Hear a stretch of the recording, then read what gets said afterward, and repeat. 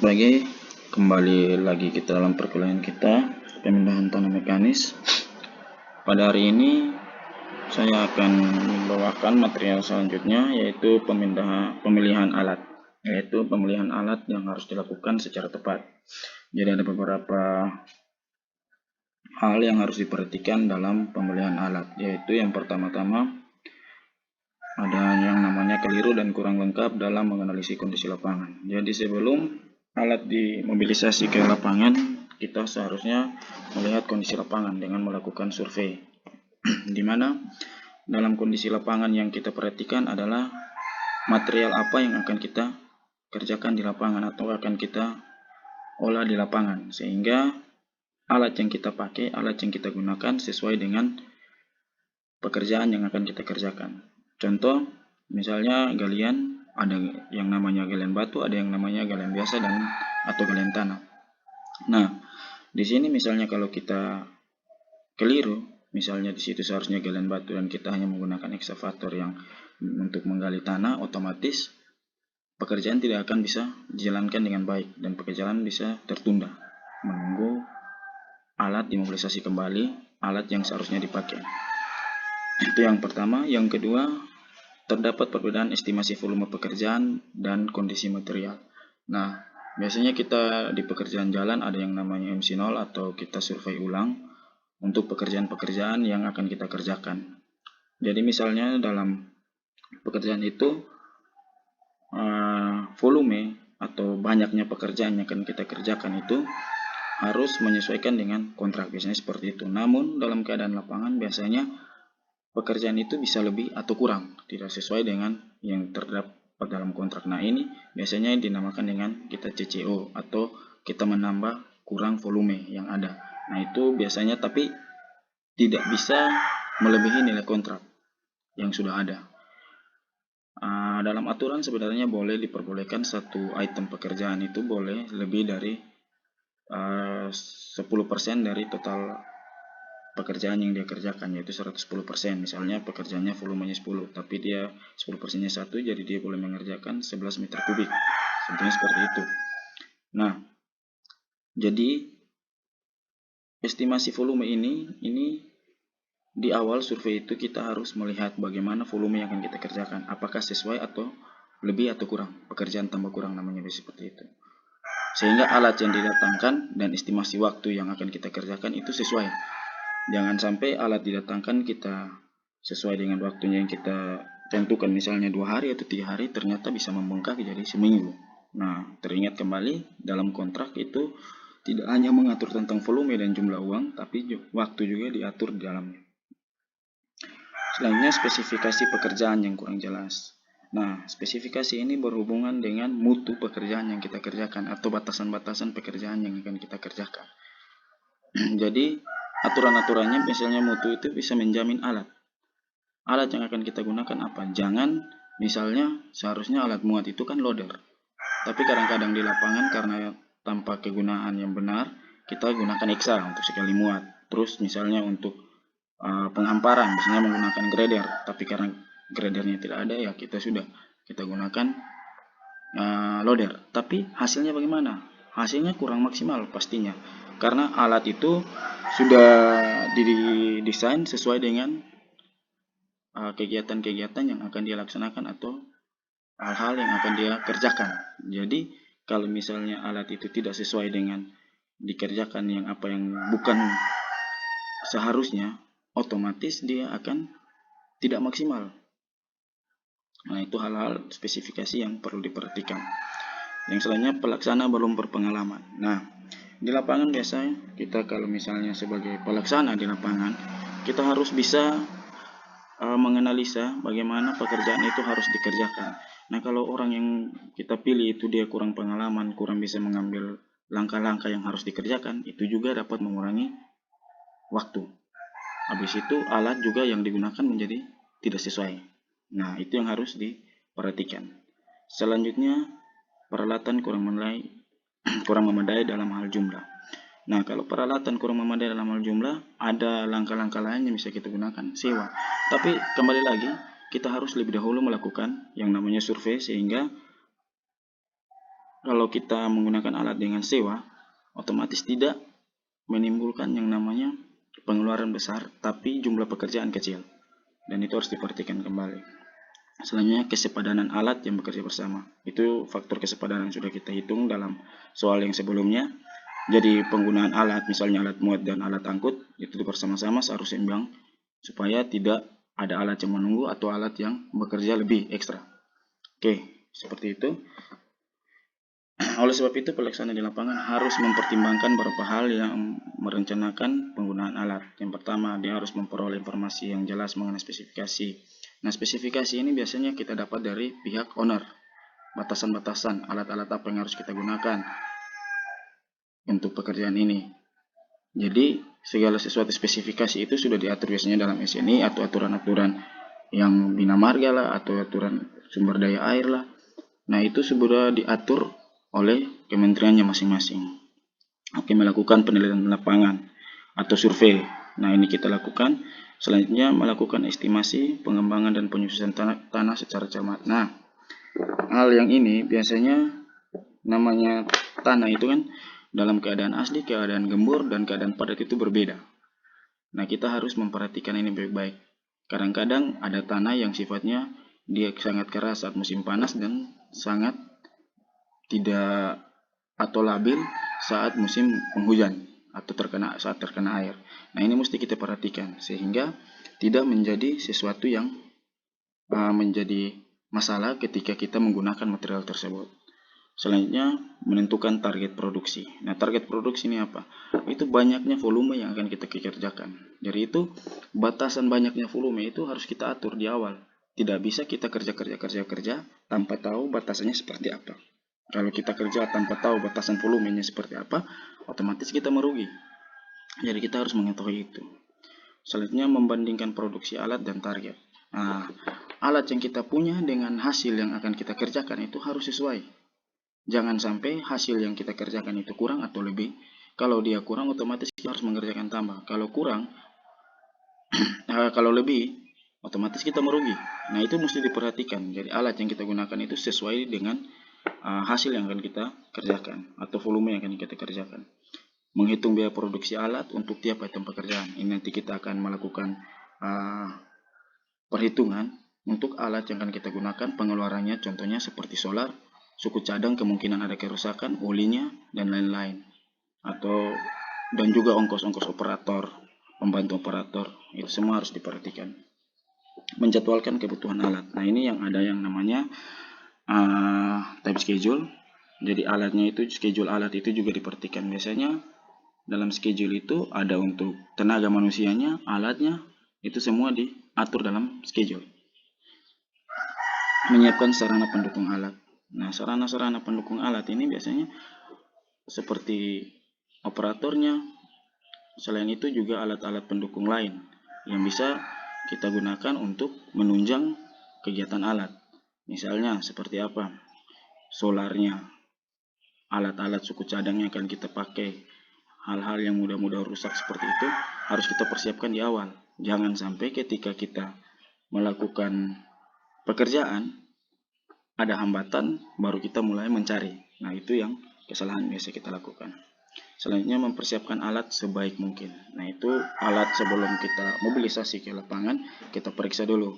Jangan sampai ada kerusakan-kerusakan yang tidak bisa kita deteksi di awal sehingga dia menjadi tidak maksimal di lapangan. Hal-hal itu harus kita perhatikan sedetail mungkin dan sekecil mungkin juga supaya meminimalisir yang namanya kerusakan. Oke, selanjutnya, nah ini ada contoh soal untuk pemilihan alat di antara 3 jari jenis alat ada nanti di bagian sebelah. Ini untuk nanti teman-teman bisa screenshot atau foto dulu soal ini supaya kita ke slide link sebelah. Oke, bisa di foto. Jadi di sini ada 3 jenis alat yang akan kita gunakan. Nah, ini yaitu pekerjaan pemuatan. Jadi kita mau gunakan ada jenis alat itu ekskavator, ada 2 tipe serta 1 jenis loader. Jadi dengan merek yang sama tapi jenisnya berbeda masing-masing alat. Yang pertama untuk soal, sudah ini di screenshot atau di foto. Untuk selanjutnya soal seperti ini, di mana ada 3 jenis alat di sini. Ada hexa, 2 dan 1 loader. Nah, ini untuk kapasitas bucket masing-masing. Untuk hexa yang pertama ini dalam meter kubik ya, 0,52 meter kubik. Ini 0,90 meter kubik dan 1,7. Nah, waktu siklus ini apa? Waktu siklus ini waktu di mana alat dari berhenti atau alat tidak bergerak, dia bergerak dan kembali ke posisi semula. Jadi dia angkat material, misalnya pasir apalah, angkat material, dia muat ke dump truck dan dia kembali ke posisi semula, itu disebut dengan satu siklus dan lamanya 0,25 menit untuk hexa yang pertama, kedua 0,3, yang ketiga untuk loader 0,5.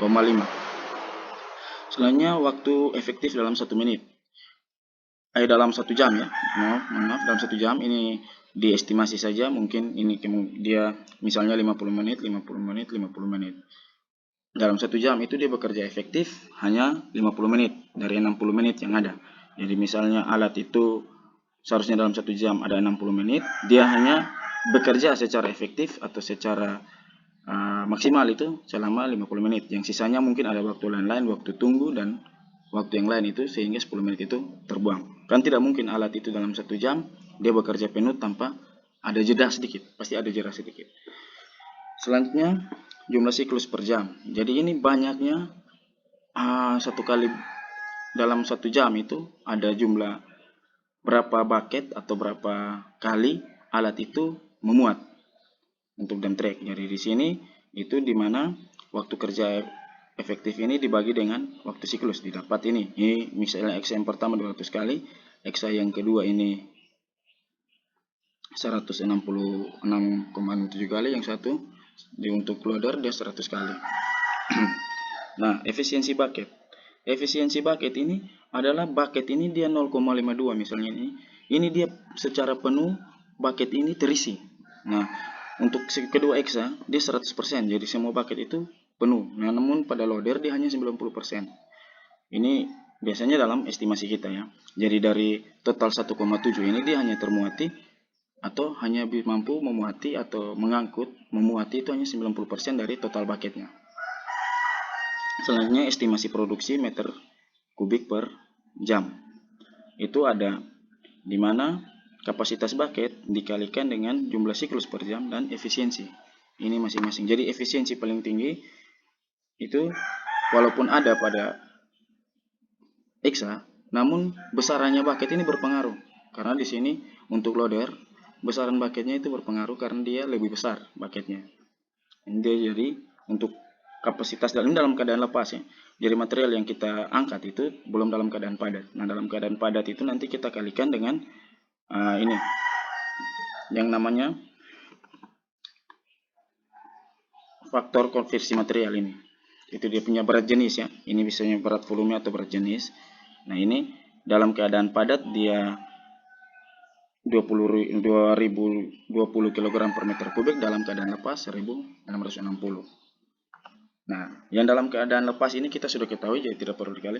Nah, dalam keadaan padat rumusnya ini yang dalam keadaan ini sudah ini nanti di screenshot, ingat ya. Yang dalam keadaan lepas, material faktor konversi material dalam keadaan lepas dibagi dengan konversi material dalam keadaan padat dikalikan dengan keadaan lepas ini. Sehingga dalam material dalam keadaan lepas ini. Nah, selanjutnya dapat waktu penyelesaian. Waktu penyelesaian ini volume. Nah, ini volume total tuh ada di sini. Ada di sini 50.000 ya. Ini 50.000. Jadi 50.000 itu dibagi dengan F2 atau dalam keadaan padat. Jadi jam yang dibutuhkan ini untuk yang hexa pertama itu 585 jam, hexa kedua itu 405 jam, dan yang ketiga untuk loader hanya 397 jam. Jadi ini waktu yang dibutuhkan, jadi lebih cepat pada loader. Selanjutnya jam kerja efektif per hari. Untuk jam kerja efektif per hari itu apa? Itu dimana waktu kerja kita dalam satu hari. Jadi misalnya kalau kita misalnya dibagi dengan 1 hari, jangan kita langsung bagi dengan 24, karena 24 tidak mungkin alat bekerja dari jam 6 pagi sampai jam 6 pagi kembali. Dia ada waktunya, misalnya kita jam kerjanya dari jam 8 pagi sampai jam 5. Nah, situ ada 9 jam ya, kalau tidak salah. Tapi ada kemungkinan waktu dan lain, waktu tunggu dan lain. Jadi kita bekerja secara efektif atau alat benar-benar bekerja itu 8 jam. Ya, misalnya seperti itu. Jadi waktu penyelesaian itu sama dengan ini jam, dalam jam kita bagi dengan yang jam kerja efektif kita dalam hari. Jadi waktu yang dibutuhkan dalam hari itu Eksa yang pertama 73 hari, yang kedua 50 hari, yang ketiga 49 hari. Ini jadi lebih cepat kalau kita gunakan loader sebenarnya. Selanjutnya biaya alat. Nah, biaya alat ini sesuai misalnya dengan harga pasaran. Ini contoh saja seperti ini, harganya seperti ini. Jadi biaya totalnya itu dimana biaya alat dikalikan dengan waktu penyelesaian dikalikan dengan jam kerja efektif. Karena biaya alat itu biasanya dibayarnya dalam per jam, seharusnya seperti itu. Nah, selanjutnya kita lanjut ke biaya produksi. Nah, biaya produksi ini dalam rupiah per meter kubik. Jadi kita ini rupiah ini biaya total ini kita bagi dengan volume kerja kita yang tadi 5.000 itu. Nah, jadi di situ dalam 1 meter kubik itu kita dibayar 457. Nah, ini yang sebenarnya lebih murah di sini. Hanya cuman kalau kita lihat dari penggunaannya, otomatis kita gunakan loader. Karena loader otomatis dia fungsinya dia lebih cepat dan lebih murah, ekonomis. Hal-hal yang perlu kita perhatikan juga.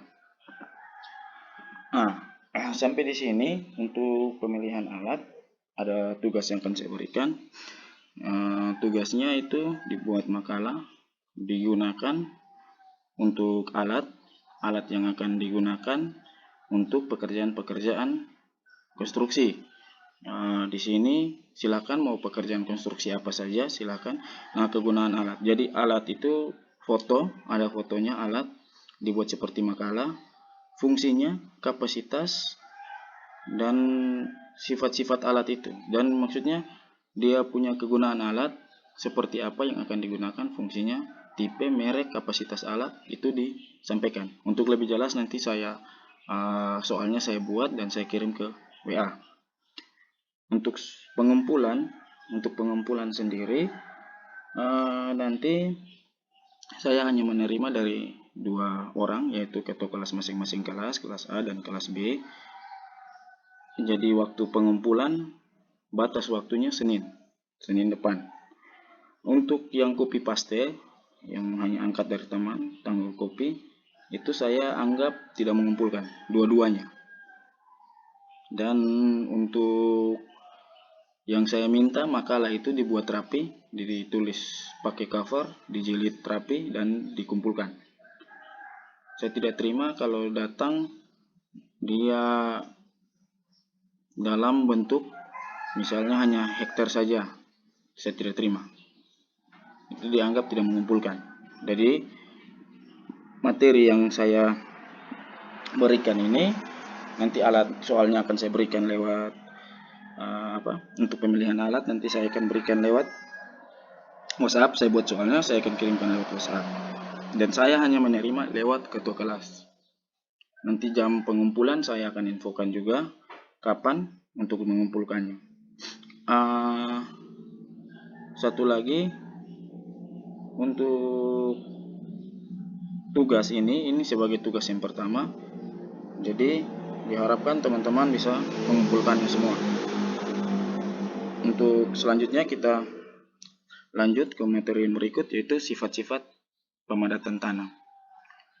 Jadi yang pertama itu objek kerja peralatan konstruksi adalah tanah. Jadi yang saya sudah bilang di awal, tanah yang dimaksud di sini adalah kerak bumi yang paling luar. Jadi segala sesuatu yang berada di kerak bumi paling keluar yang paling luar yang kita kelola itu yang disebut dengan pemindahan tanah mekanis di sini. Jadi tanah yang dipindahkan itu bagian kerak bumi yang paling luar. Pengetahuan akan tanah oleh pelaksana di lapangan sangat penting untuk mendukung hasil kerja.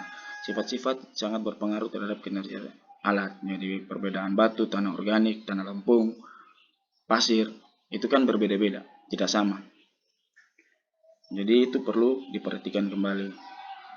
Tidak semua jenis tanah dapat digunakan untuk pekerjaan konstruksi. Yang saya bilang tadi, semua jenis tanah itu tidak bisa kita gunakan sebagai bahan dasar konstruksi. Ada tanah-tanah yang tidak bisa kita gunakan. Hal-hal ini mesti diperhatikan sehingga jangan salah dalam kita mengambil keputusan penggunaan material, apalagi tanah. Oleh sebab itu, pelaksana dan operator harus mengenali jenis-jenis tanah. Nah, ini hal penting yang harus diperhatikan. Nah, itu ya, klasifikasi tanah menurut ukuran butir tanah dibedakan atas beberapa kelompok, yaitu kerikil. Yang kita biasa kerikil yaitu material yang ukuran butirnya lebih besar dari 0,2 mili atau 0,2 inci atau 0,6 mm. Nah, itu kerikil. Jadi dia besar kalau sudah lebih dari 0,25 inci atau 0,6 mm itu biasa disebut kerikil atau gravel. Dan ukurannya lebih besar dari 10 inci disebut batu. Jadi kerikil itu ada batasannya juga, batasan besar, tidak asal nama besar. Jadi kalau dia sudah lebih dari 10 inci itu disebut batu. Dia batu yang bukan kerikil lagi atau gravel. Jadi gravel punya batasan juga. Untuk pekerjaan konstruksi, kerikil dibedakan dalam beberapa kelompok. Misalnya batu, biasanya kita dengar batu 57, batu 35, batu 23. Nah, itu yang batu 50 sampai 70 mm, ada 30 mm 30 sampai 50 mm, ada 20 sampai 30 mm. Sedangkan ukuran yang lebih kecil untuk mengisi celah-celah di antara kerikil yang lebih besar untuk pekerjaan konstruksi terkadang memiliki syarat bidang pecah atau bersudut. Nah, teman-teman, kalau dalam pekerjaan konstruksi ada satu syarat yang namanya kalau misalnya kita gunakan batu pecah, itu mesti syarat memiliki minimal satu bidang pecah. Nah, yang bidang pecah itu yang dimaksud batu itu tidak bulat. Batu harus batu pecah. Misalnya dalam pekerjaan-pekerjaan agregat atau bahan pengisi untuk cor. Nah, itu kita tidak bisa gunakan batu bulat. Kita harus menggunakan batu pecah. Karena menggunakan batu bulat, otomatis dia punya kepadatan dan dia punya daya ikat untuk masing-masing material itu lebih kecil dibanding dengan batu kerikil, sehingga disyaratkan untuk menggunakan batu pecah atau batu kerikil itu. Contoh beton dan lapisan jalan itu. Biasanya kalau beton kan yang untuk kita cor, lapisan jalan biasanya pada agregat atau aspal. Oke, lanjut. Selanjutnya pasir. Pasir adalah material yang berasal dari batuan yang hancur dengan ukuran butir bervariasi. Jadi ukuran yang paling kecil itu 0,05 mm atau 0,002 inci sampai dengan 0,25. Pasir adalah material kohesif atau lepas. Jadi material pasir itu kan dia bukan seperti lumpur atau semen atau apa yang bisa padat. Dia materialnya lepas, sifatnya tidak saling mengikat dia. Tapi dia untuk pencampuran dia digunakan, disyaratkan pada material-material untuk beton misalnya.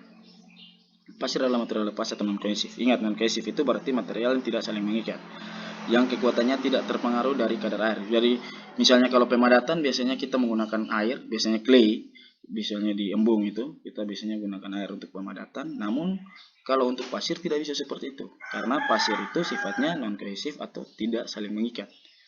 Dalam pekerjaan konstruksi, pasir dibedakan menjadi pasir kasar dan pasir halus. Pasir halus sampai dengan 0,1 mm.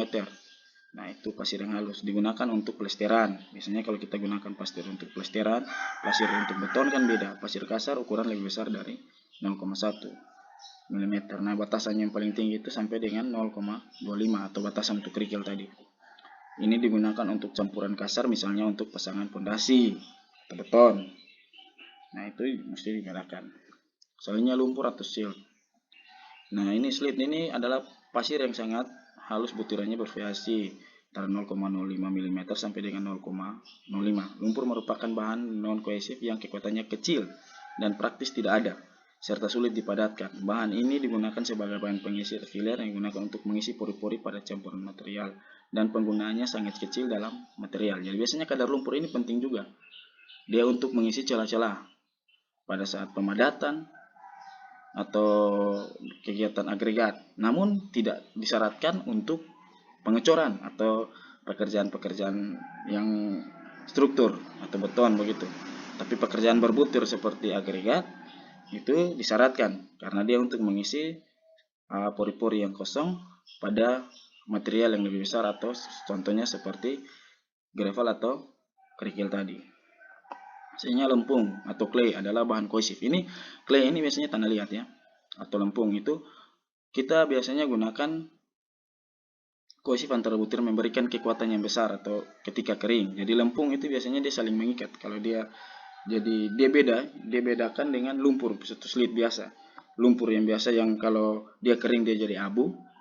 Ini dia misalnya lempung atau clay ini biasanya disyaratkan digunakan juga itu untuk material, misalnya kita kalau di embung ada pemadatan di bagian tanggul itu menggunakan yang namanya clay.